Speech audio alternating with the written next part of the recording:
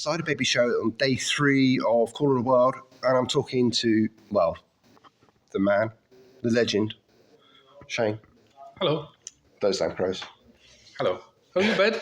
I'm okay. You're looking Good. well, chilled, relaxed. Absolutely. We've been here since 8 o'clock this morning, so it's a long old day. Yeah. We had to get here early, do the sound check, and I was just chilling, waiting. Yeah. I did hear the sound check. I thought, I'm sure they're on tonight. I know that song. Yeah. Yeah. Very early. I think that's the earliest sound check we've ever done. Yeah. Yeah, so waking everybody up on the campsite. Good fun. Got to be done. Yeah. I mean, it's been quite a journey, isn't it, over the last few years? Yes, it have. I mean, when did you form and when did you start? Oh, man, now you're talking. I don't know. About 8-9 years ago. Yeah. Myself, Shane and Ronnie went to school together. Kind of met Lloyd then when talking about jamming and getting together. And then Dave came a little bit later when we decided doing live shows, we needed another guitarist. Right. And Dave's a local boy as well. So, and it just clicked. Just worked. Yeah. I mean, did you ever think back in those days you'd be headlining festivals? Really? With the risk of sounding completely arrogant, yeah. Because I think if you don't have that belief, Yeah. what are you doing? I knew what we were capable of. I knew straight away in the band we had the songs. And the boys I've just mentioned there now have all got that individual sort of style and feel on stage, to give a good live performance. So, yeah, that was always the dream. That was always the goal. I think it's good to have those goals and set it up to think about what you can and can't do and evaluate, by yearly, so to speak, and like, what have you done, and then try and better that next year. So that's always been the way forward with the Crows. It's like, how can we beat what we've already done? So, yeah. Well, you certainly topped your albums with the last one. I mean, it's just superb. Thanks, man. Appreciate it. When did it come out? What, 3-4 months ago? Yeah, February. It's absolutely incredible for it to be number 3. Crow family doing what they do and, supporting us. Yeah. Absolutely incredible fan base we have, and we appreciate it, and we never take it for granted. But the Point of No Return, if you think about that was the second album, that got into the charts, winning at number 3 in the midweek. Then it fell back to number 14 by the end of the week. So when this new album went in at number 3, we generally thought, okay, it's probably going to move back a couple of places, but it stayed there thanks to the support of the fans, and incredible, absolutely unbelievable support. Yeah, I mean, you have got a hell of a fan base. I mean, it's got to be said. It's unreal. They're like no other, really, are they? Yeah, absolutely. It doesn't matter where we play, they'll come and visit us all around the country. And like on the last tour we did the Swansea Arena show in Swansea, and we kind of put it out there. This is our first headline arena show. We've done arenas with other bands, Thunder and stuff, but this was our first headline arena show. Yeah, and I just knew it wasn't going to be a Welsh affair. I knew everybody would come down and see us, and they did. It's remarkable support, unbelievable. Yeah, I mean, it's a bit of a Welsh invasion, really. You've got yourselves. I've just been speaking to King Kraken as well. Florence Black doing really well as well. Yeah. So, what is it? What is it about Welsh music that's so vibrant at the moment? I don't know, man. I think it's always been just incredible for bands through the decades. So many bands you can list, from Bullet, Skindred, Funeral for a Friend, Stereophonics, Manics. Incredible bands, not just like small bands that disappear. They stand the less of time. Yes. Stand the time.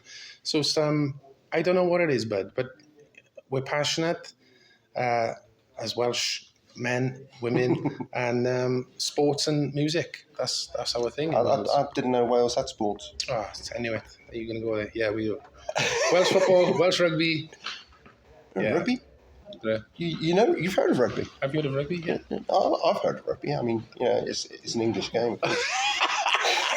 This interview was taking a nasty turn. No, we haven't. We've fallen a little short in the rugby at the moment, but we're in that transitional period. But the glory years of Welsh rugby is coming back. So magnanimous, I've got to say. Okay, I was at Firestorm last year. Oh, cool. Yeah, I watched your set.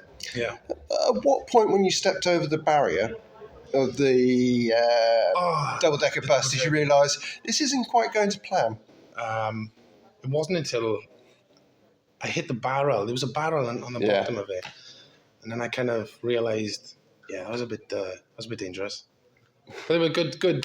I mean, the guys there that put on the festival, amazing people. They come to watch us on our tour, and big shout out to them.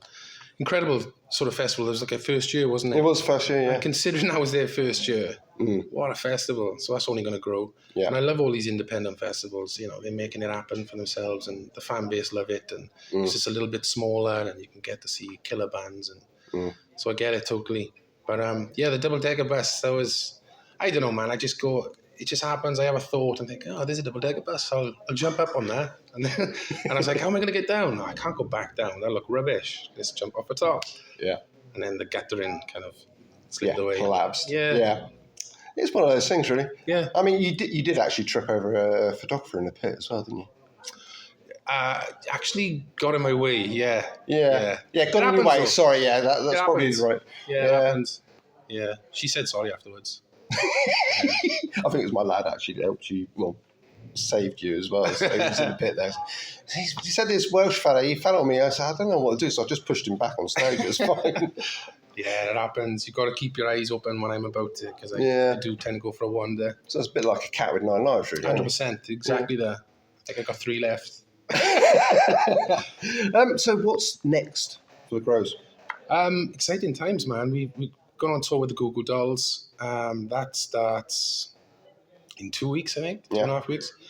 All around the UK. We finish up in the London Apollo, and then straight on a bus to Germany and heading up with the Hollywood Vampires and the European tour. How did you land that? I mean, Hollywood Vampires, that must be a dream come true, surely. Absolutely. I mean, both bands for different reasons. Goo Goo Dolls, incredible songwriters. A different audience for us. That's going to be really exciting. Yeah. But the Hollywood Vampires, that's a bit special. That's a super group, isn't it? It's a super group like no other, really, is it? It really is. We're massive Aerosmith fans, and Alice Cooper, and then you stick Johnny Depp in the middle of that. Again, that opens doors, Like my daughter, she's 16, and she was like, you got on tour with Johnny Depp. She hadn't heard of Hollywood Vampires. You know what I mean? Yeah. But it's like Johnny Depp. So it's crazy what doors are opening, So super excited about it. And I'd imagine there's going to be lots of memories taken. And we should have a good time. That kind of door could open the States up, really, couldn't it?